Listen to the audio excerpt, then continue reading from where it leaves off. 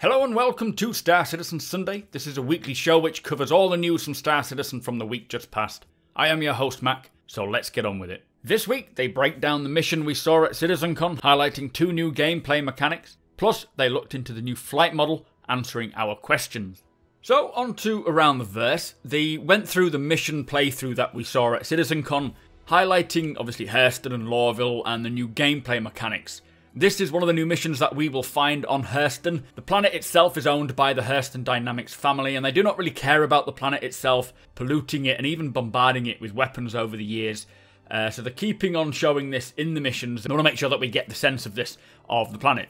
Now the main mission was to get a blade from a downed satellite. This satellite was crashed on the planet. It may have malfunctioned or even been pulled down via some sinister methods. Nothing was really given as to why it was there, but they wanted it to look like it had fallen from space and crashed on this planet. Now the intention for this mission was to introduce 2 main key gameplay mechanics. One of them is climbing and mantling, and the other one is inspecting items. So for climbing, they didn't want it to look too obvious and unnatural, like it was just laid out for you to find a way over. They needed it to be pretty clear as into which direction you need to go, but not make it stand out too much. With the jump that Glenn failed at, you can see that you could sort of tell which way he needed to go, but with it being filmed live, mistakes happen, but the second time round he managed to get it. Now for the inspect mechanic, they used one of the actual ship component items, which is pretty cool, which is your sort of CPU or your server blades, and then they use these server blades that pop up to allow you to pick them up and inspect them and find the actual item that you're looking for, and then you can sort of rotate it around and find the information that you needed. Now this also may, if you do this in other missions, you may reveal hidden things upon the prop, or maybe reading notes and so forth, so it really does open it up. It does look like they're just, having a cup of coffee for the sake of it, but it's actually showing off that this inspect mechanic can open up a lot more in terms of gameplay. We also got to see quickly the tool that they used to allow them to scale the grip in pretty much finite detail, so that your characters can hold pretty much anything that they want. The item will be allocated a grip scale, or like 0.4 for this server blade, and then every time you pick up a server blade, it will know how much you need to grip it or not. Very nice touch. Now they did say that missions like this can change and be very dynamic. The server blade, for example, could have fallen out somewhere else during the fall and it'll need to be tracked, or the scavengers could have taken it to a stash house rather than the underground facility. So there's so many different various factors. It's not just going to be the same thing over, and this goes for every mission. They decided that in order for you to track the item, you needed to get into the interior of the satellite and use the GPS panel to track it, so the interior needed to look and feel atmospheric as well. But while doing this, they realised there's a lot more they can do than just the puzzles that we saw in the demo, so expect to see lots more of that. Also, it doesn't have to be a crashed satellite, it could be an uncrashed version that's in space that you need to go and get. So much dynamics to the way the mission could play out. It's not just going to be rinse repeat, which is a nice touch. Now this inspect mechanic will allow you to closely look at all the items that you have, allow you to add attachments to your weapons. You may pick up an item and find it not working and then replace the battery. As I say, it does open up a lot more gameplay. They want the game to be tactile and not just about flying and shooting. Next week they said that we will look into the conclusion of the mission, so looking at this underground facility, the combat AI and other elements. But for some further updates this week, they now have the item previews for the Mobi-Glass for the items and components. You can now see them. That will be in 3.3. It does look very nice. It still, they said, needs a bit more polishing and improvement, but that should be coming soon. We also got to see some previous work for branding options on the splash screens. So these are the MFDs when you go into stores. And if you're a criminal trying to land at rest stop, be careful because the turrets seem to be very aggressive. Now to finish off with, for ATV, they have 2 contests running for Halloween. One is pumpkin carving, and the other one is pulling your most scared face using VoIP. Be sure to enter those if you are interested. Let's move on to RTV. So this week's Reverse the Verse was looking further into the flight experience and the changes that is coming with 3.4. Now they did say it's not just one thing that's coming. There are 3 different styles that they want to achieve depending on the ships.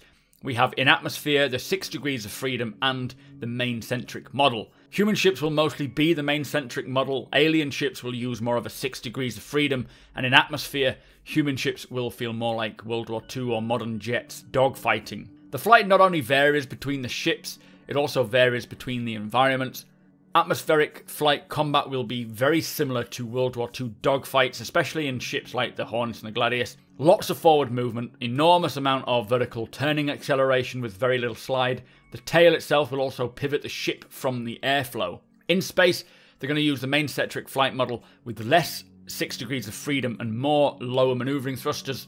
Ships obviously are visually designed this way as well, so for example the Herald clearly isn't a ship that's going to be great at strafing, whereas the Jean's Scout is, and that will make more use out of the 6 degrees of freedom. They don't want space dogfights to just be boring and constant jousting all the time. People will obviously still joust, but the more effective method and people that get better at it will find better ways of doing it, and I'm sure using real-world dogfighting techniques will help in these areas. But when it drops in 3.4, people will need to relearn how to fly, which is, in my opinion, pretty exciting, and I am very excited for this. It is say that this isn't the end of the updates for the flight model. This is the version that they want to achieve, but they will iterate until it's at the point where they're happy with it and it feels fun.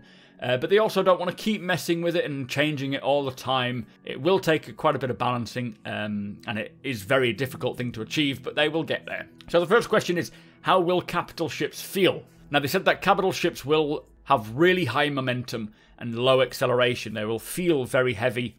They're really more just to sit still and fire the turrets. They don't dogfight. Moving a capital ship will be a serious effort and require some serious amounts of foreplanning. In atmosphere, they are going to be a handful. It will require a lot of power to get the ships in and out of gravity, if at all, and it'll be very, very challenging.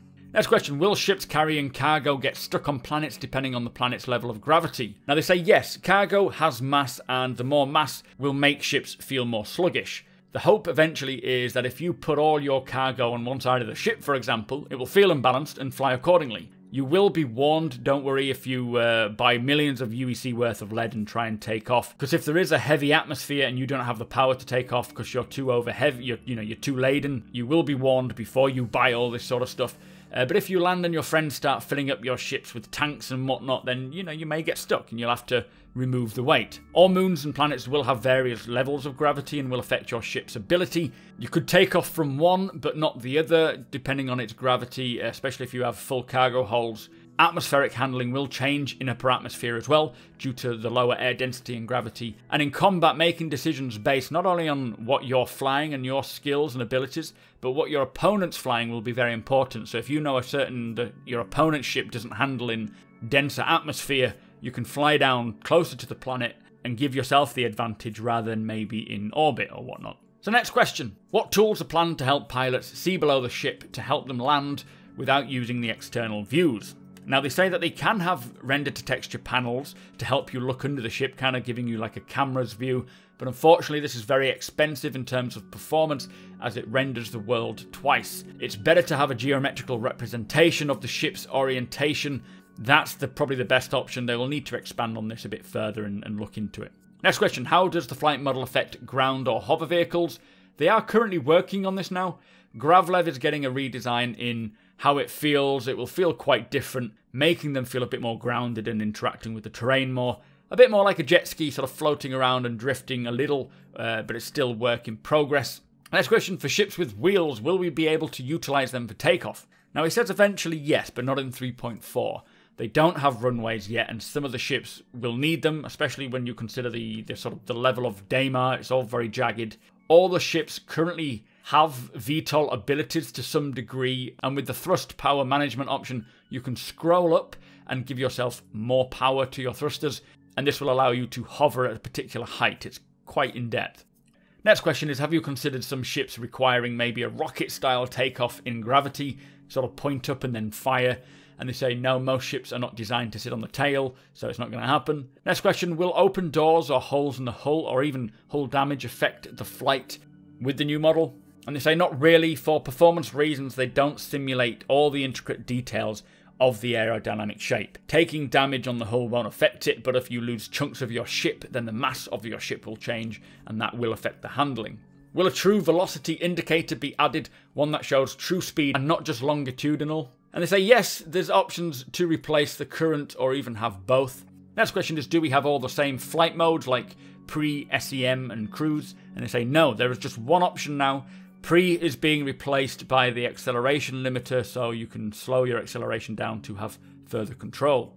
Next question, will you be reviewing ship masses? And they say yes, there's a lot of weird things on the ship's mass, especially on the stats page. Every ship's mass will be more correct. They are working with Turbulent to be able to pull the stats straight from the game to keep them more up-to-date and accurate. Can we expect to see separate VTOL options without landing gear mode? So basically being able to adjust your VTOL thrusters without entering landing mode. And they say yes, big ships with slow accelerations cannot hold themselves up without VTOL. So there will be a separate VTOL mode for all ships with VTOL capabilities, but not all of the VTOL thrusters on ships rotate. Some ships have the capability using the thrusters on the underside of their ship. Next question is to do with the Constellation, Aurora and the Starliner. These have fans on them. Will they be working eventually? And they say yes, they will be working on these. They're going to be creating a completely new type of thruster based on this, and they will depend on the atmospheric density. So thrust in atmosphere when there is enough air, but as you ascend even higher, the air will become thinner, rendering the fans pretty useless. Will missiles be affected by IFCS? And they say no, they won't, but they are getting attention now. Long term, he says it would be nice to include missiles in the atmospheric system to get them more in line with flight, but nothing has come of that yet. Next question, fixed mouse controls are pretty poo at the moment. Are there plans to change the mouse controls? And they say there are changes to combat, gunnery, aiming, gimbals and all these sort of things, but they can't commit to what it is just yet. They are in active discussions with Chris, but it's potentially big changes on how aiming will work. So they don't want to give out anything yet because nothing's been physically tested yet. It's all just verbally. Next question, how will the new flight model treat asymmetrical ships in atmosphere? And apparently they said that they just fly very badly. The Scythe has a tendency to turn and roll. The IFCS for it does try and fight that, but it is also based on the amount of asymmetry each ship has. I'm slightly worried about my Caterpillar. Obviously that's an asymmetrical ship. Not greatly, but they did say that in some cases it should be, or it could be a very minor feeling, and the IFCS will cater for it without us really sort of noticing a difference. But clearly when you're in atmosphere, those thrusters that have to cater for it will get worn down quicker and need to be replaced. They did say that the Reliant flies very strangely in atmosphere, so it will be interesting to see what works where. Next question, will the new flight model make it almost impossible to hold a ship 10 meters off the surface at a weird angle? And they said it depends on the ship and the planet. Now, planets and moons with very little gravity, you won't really see much of a difference. But for planets like Hurston, which has a lot of gravity, the Cutlass, for example, you will notice as you roll, it will begin to drop because the thrust is being redirected. Second to last question, are there plans for an autopilot? And they say they already have one in, but it's not for player use, it is for the AI flight. So there's no plans for an autopilot as such, but you could hire an AI pilot and then that would technically be auto, but no. Final question, is it possible to save presets for thrusters? They are discussing this at the moment. It will bring lots of benefits, but because it wasn't planned, it's nowhere on the roadmap. They could work something out to allow us to group thrusters together so that you can toggle them all on and off as a unit rather than individually, but until they get onto it, we don't know. Anyway, that was Reverse the Verse, guys. Let us move on. So also this week, the latest Jump Point is available for all subscribers. So that brings us to the end of the show. Thank you so much for watching. Be sure to hit that subscribe button so you don't miss a video. Hit that thumbs up if you enjoyed it and share the video with all your friends. If you like what I do and want to help me make it better, follow the link below to my Patreon page to learn more.